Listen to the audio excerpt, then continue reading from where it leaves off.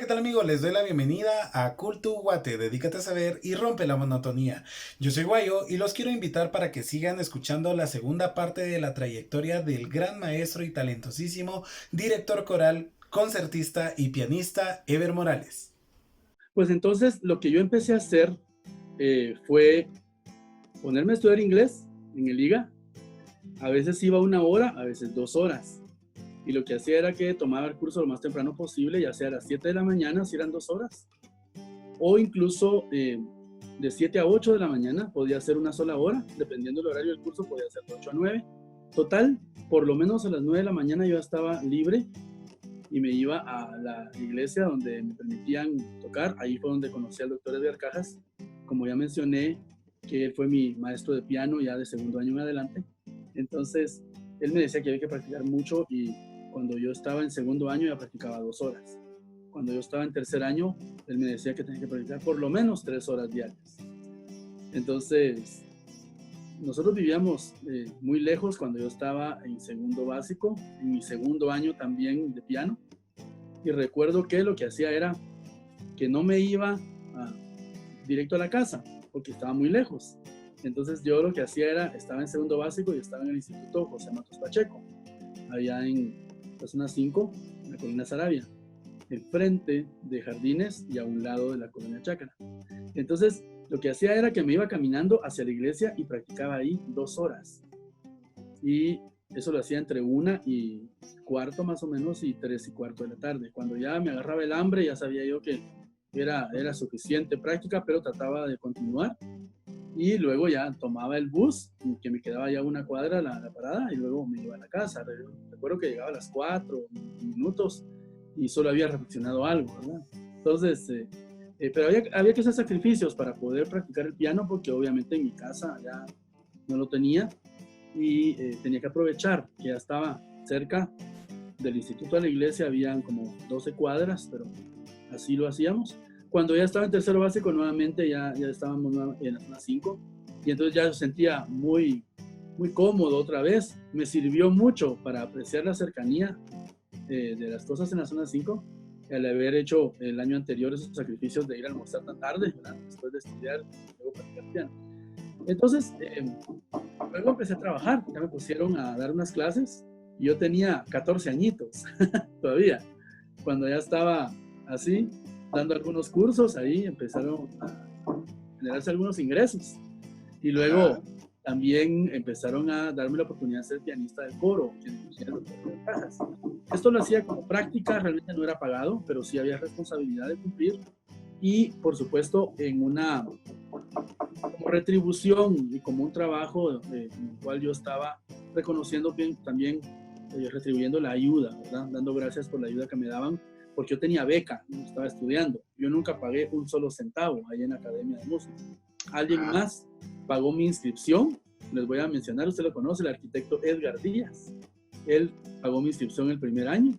¿En serio? El segundo año, el doctor Edgar Cajas, ¿verdad? En ese tiempo no era doctor todavía, solo tenía una maestría, ¿verdad? Entonces era magíster, ¿verdad? El maestro Edgar Cajas. Ajá. Y él me cubrió lo de la inscripción y el 25% del costo de los cursos, porque el resto lo ponía una beca de 75% que tenía yo, al ser asistente y luego miembro de esta otra iglesia, donde era para. Así que yo tenía que aprovechar eso, y a la hora de ponerme como pianista en el coro, para mí fue una magnífica oportunidad, y también retribuir el hecho que tenía esas ayudas financieras. Más adelante yo decidí que me iba a dedicar a la música. Como ya estoy hablando de cuando estaba en mi tercer año de la universidad, y decidí, cuando vine de Puerto Rico, de ese hermoso viaje, pero decidido a que yo podía hacer realmente música. Recuerdo que allá llevaba un cassette donde había grabado varias de mis piezas, y decía yo quiero presentar estas como un demo, ¿verdad? Pero en cassette, imagínense, en esos tiempos, ¿verdad?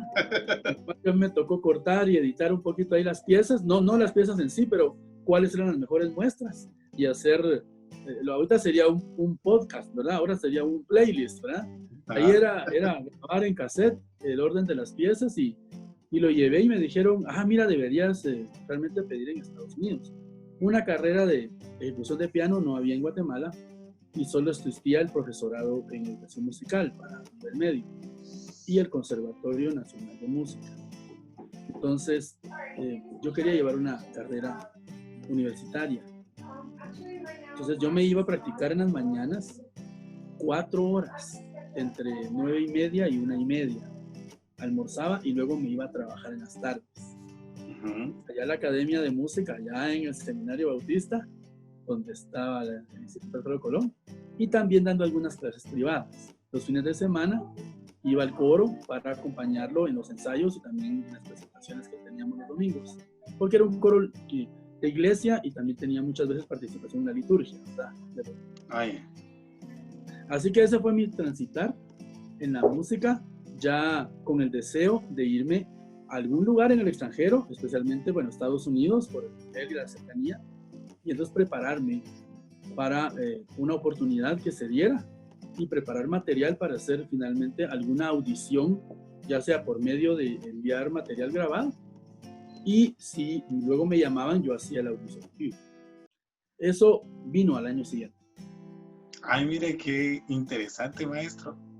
Y lo que usted nos comentaba en cuestión ya en las clases que yo pude disfrutar y recibir con usted, maestro, lo de armonía y todo ese conocimiento que usted está adquiriendo, ¿cómo surgió? Cuando empecé a tomar las clases, yo tenía 12 años todavía, ¿sí? y 13 años, yo cumplo años en febrero, por cierto, así que yo entré de 12 años, pero obviamente en febrero a los 13. Lo que quiero decir es que yo en esa edad ya temprana me dio mucho interés conocer de armonía, y recuerdo que teníamos el primer año solamente teoría musical y entonación, y hasta el segundo año yo podía tener alguna idea de armonía, había un curso ahí. Entonces yo quería rápido llegar a ese curso, ¿verdad? Y me interesó mucho justamente la armonía, en primer lugar como un aspecto especial del estudio musical, debido a que yo ya tocaba acordes, ya me acompañaba con la guitarra y acompañaba también a otros cantando con guitarra. Y también en el Instituto Experimental Dr. José Matos Pacheco, de la Zona 5, fui parte de la orquestina que dirigía una maestra que ya falleció hace mucho tiempo, la seño Palmi, Palma Estela Yac. Ella fue profesora en la Escuela Alfredo Colón los primeros años y tristemente ella sufría de diabetes y fue una enfermedad que le fue minando su salud y teniéndola en un estado bastante delicado. Pero ella fue también nuestra directora técnica, por cierto, en la primera parte de la escuela, y ella era la que firmaba cualquier tipo de documento oficial porque era la directora técnica del colegio. Entonces ella, yo la conocí, por supuesto el doctor de Arcajas la conoció en esos ambientes educativos y tenía la orquestina allá en el instituto. Mi profesor de música era otro, era el maestro que ya falleció también, Néstor Alvarado. No confundir con el violinista Néstor Arevalo, que fue concertino en la Sinfónica Nacional. No, él se llama Néstor Alvarado y él también nos estimuló grandemente en la música a todos. Y por supuesto, el alumno que era más interesado en muchas cosas de música era este servidor. Entonces, él me puso también, él formó un coro y solo se metieron señoritas al coro, solo alumnas. Entonces era un coro femenino, pero él me tenía a mí acompañando en el órgano. Este instituto experimental, también tuve esa fortuna. Estuve en un instituto experimental que tenía instalaciones muy especiales para las alumnas, y de hecho los alumnos también que tomaban el área de formación técnica, por ejemplo, educación para el hogar, cosas industriales, tenían muchas máquinas ahí. Tenían, imagínense, 5 estufas con horno. Tenían un salón de belleza, ¿verdad? Para los talleres, ahí solo faltaba un torno.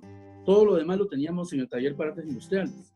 Tradicionalmente recibíamos maderas en el primer año, segundo año eran metales y tercero electricidad. Más adelante el programa se hizo de 6 unidades y también hombres y mujeres podían recibir cualquiera de los 6 talleres. Entonces incluso se podía llevar pastelería, cultura de belleza y todo eso, porque había instalaciones bastante completas. Entonces, en el tercero básico, por ejemplo, construyeron un aula de teatro. Y también teníamos desde el primero básico nuestra aula de música. Y escuchábamos ahí, porque teníamos nuestro tocadiscos y una colección de discos. Yo recuerdo que uno de los primeros discos de piano que escuché fue por la pianista catalana, española, ¿verdad? Alicia de la Rocha. Páginas Célebres de Piano, se llama el disco, y lo escuchábamos ahí, así como otras piezas, adaptaciones, obras de Shostakovich, también Waldo de los Ríos y su colección de Mozart Manía, o Mozart Manias. Entonces, este profesor nos estimulaba mucho hacia hacer más en la música, y a veces teníamos, por ejemplo, que escuchar la Quinta Sinfonía de Beethoven y hacer un cuadro que nos valía también para artes plásticas. Y hacer un collage. Y otra vez construimos una quena que nos valía para artes plásticas y tenía punteo en la clase de música. Imagínense. Entonces, yo pienso que tuve también la fortuna de estar muy estimulado y de tener actividades variadas en esos niveles. Por lo tanto, cuando yo estaba viendo todos esos asuntos de la música, de la teoría musical, me interesó bastante adentrarme más y conocer sobre todo la armonía por los acordes, los enlaces, ¿verdad? Toda esta teoría musical que nos lleva al estudio, ¿verdad? De la armonía. Entonces, posteriormente, yo pude hacer un viaje a los Estados Unidos y pude presentar allá copias, mandarlas a universidades, pero conseguí una audición en vivo en una de las universidades más prestigiosas, la Universidad de North Texas, en una ciudad que se llama Denton, en el estado de Texas. Y ahí vivía un profesor universitario que había venido a Guatemala y yo le dije, algún día llegaría allá. Entonces me recibió en su casa. Yo recibí unos cursillos y unos talleres en Fort Worth, Texas, donde había estudiado el doctor Edgar Cajas, su maestría, y donde había llevado justamente su segunda maestría también, y donde conoció a su actual esposa, la señora Atina Blair de Cajas. La conoció en esa segunda maestría que llevó del año 89 al año 91.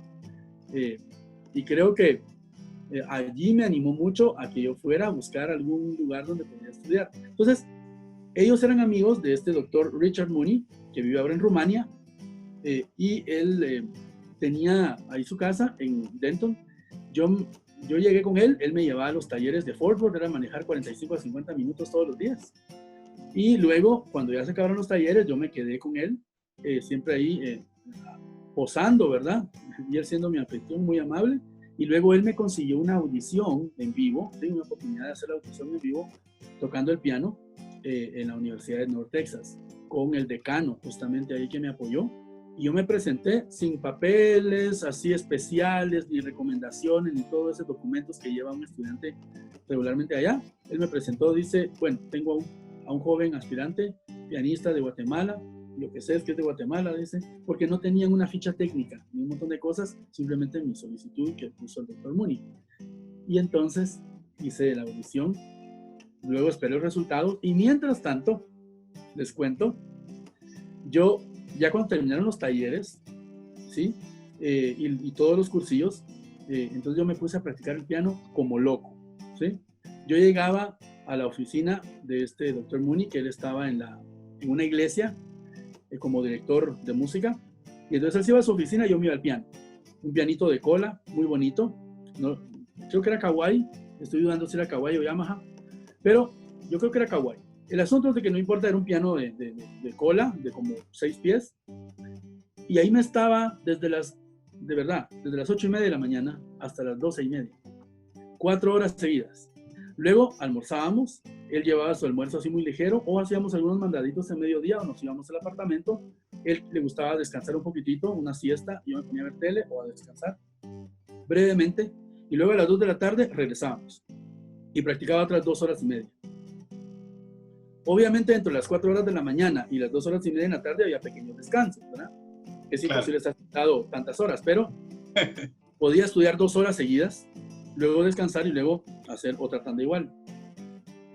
Esto hizo que yo le solicitara si podía grabar ahí unos demos, ya utilizando el cuarto de sonido muy completo, metiendo ahí un cassette, recuerden que era tiempo de cassette, o de cinta magnetofónica, y lo que yo podía hacer era un cassette de alta fidelidad y grabarlo ahí en el cuarto de sonido de la iglesia, y él me dio acceso, entonces yo ponía mis cassettes a grabar y a tomar muestras cuando ya estaba listo, como a las 11 de la mañana, ya en la última semana que estuve, y yo me ponía, bueno, la penúltima semana me puse a grabar, y luego me ponía a hacer eso.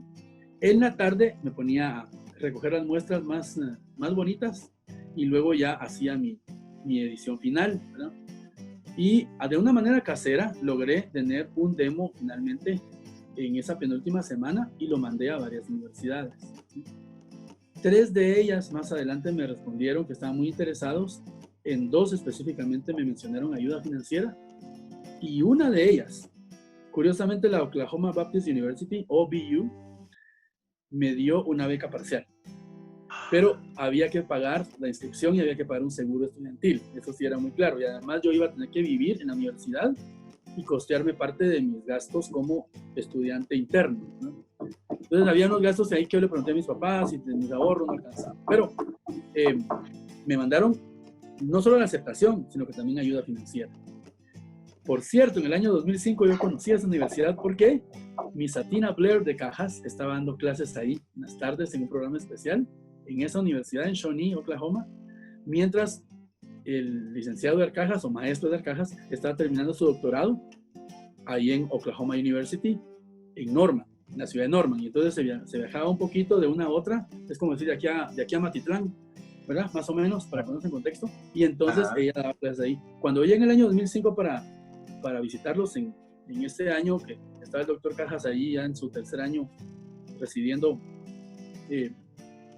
terminando su segundo año de residir ahí, yo tuve la oportunidad de conocer el día de mi cumpleaños, pero no estuvo programado así, simplemente coincidió que el día de mi cumpleaños estuve en la universidad que unos 10 años antes me había ofrecido una beca parcial. En otra universidad, en Plano, Texas, me habían ofrecido, pero tenía que llegar y hacer una audición, una entrevista y posteriormente una audición en vivo. Eso ya no lo logré hacer. Y la que sí me dio mucha satisfacción también que me aceptó fue la Universidad de North Texas, donde yo hice la audición en vivo. Y ahí sentía yo que mi audición no había estado tan nítida, que había cometido algunos pequeños errores, pero fue en vivo. Ajá. Y fue la primera semana que yo estaba ahí, al final de la primera semana que estuve allá. No había tenido todas las horas de práctica que tuve el siguiente mes, era para grabar mis demos, pero aún así les pareció muy bien mi audición y me aceptaron.